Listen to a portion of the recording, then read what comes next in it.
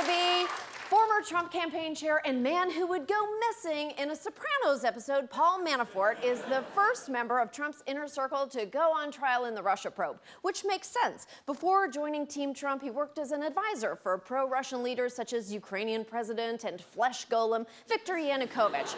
You can tell Manafort worked for good people because leaked messages from his own daughter said he has no moral or legal compass, has killed people in Ukraine, and even referred to him as a fucking sick tyrant.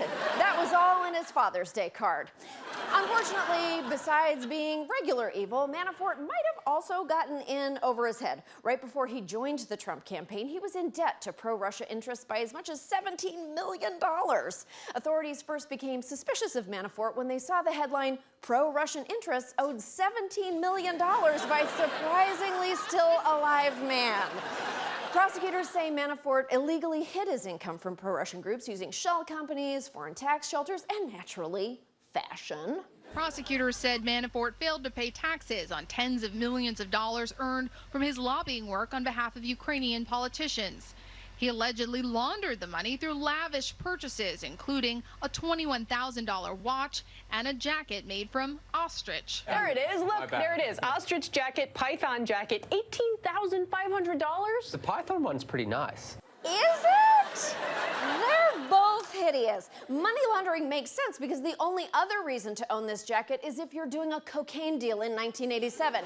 And even then, it wouldn't work on Manafort. It's way too small for that torso.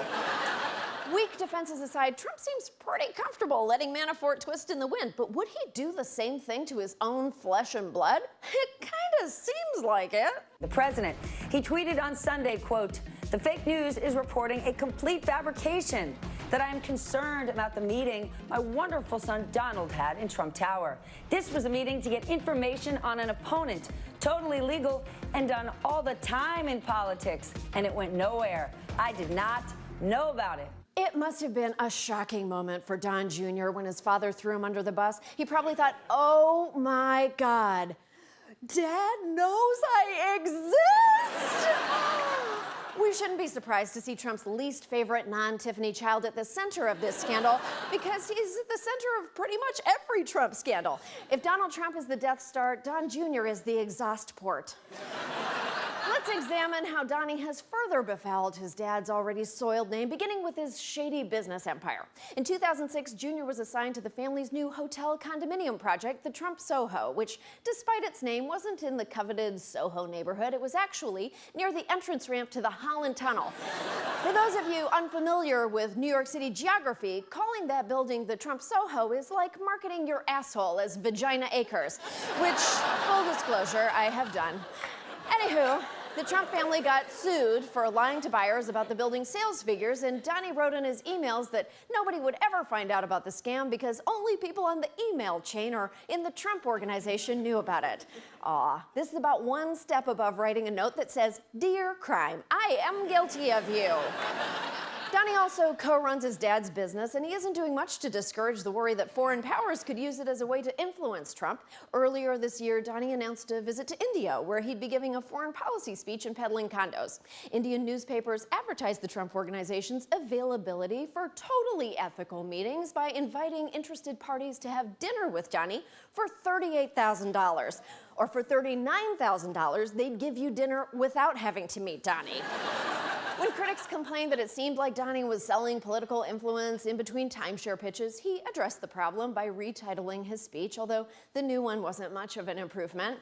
Of course, of all the Trump scandals that Donnie has bungled into, none is more important/stupid than his interactions with Russia. Donald Trump Jr. and others from the Trump team met with a Russian lawyer at Trump Tower in June 2016, after Don Jr. got an email promising him dirt on Hillary Clinton.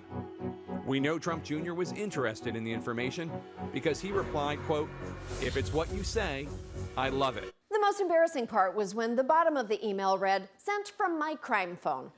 The Russia investigation has been the bane of Trump's administration, so it was vital for them to convince everyone that nothing suspicious happened in that meeting, something Don Jr. has succeeded brilliantly at. These are intelligent people, and they cannot come up with one measurement. But it's all turnout, supposed contradictions in the Trump Tower meeting. Do you want any comments on that, Donnie? Because they're hitting you on that for contradictions. I mean, they're calling it worse than contradictions, obviously. Hello?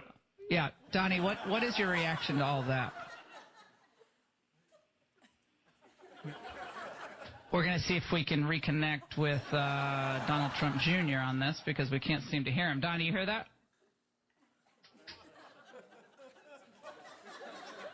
We didn't know where he went. Yeah, reception is kind of spotty when you're calling from a fleeing Bronco.